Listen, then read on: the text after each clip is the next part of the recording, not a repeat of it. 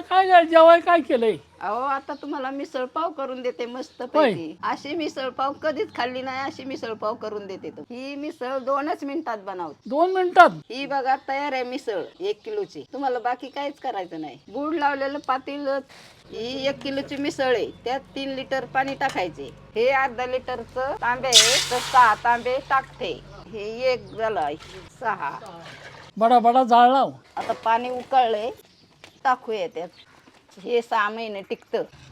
कसली तरी आली मस्त आहे का नाही एकदम भारी.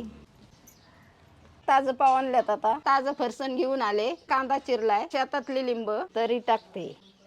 ही घ्या आपली चुलीवरची मिसळ तयार आहे. 1 नंबर मिसळ दिस. हाय चव्हाणी. मिसळच तशी आहे. मी पण ताव मारतो आता. अमोल दर खाऊन बघ.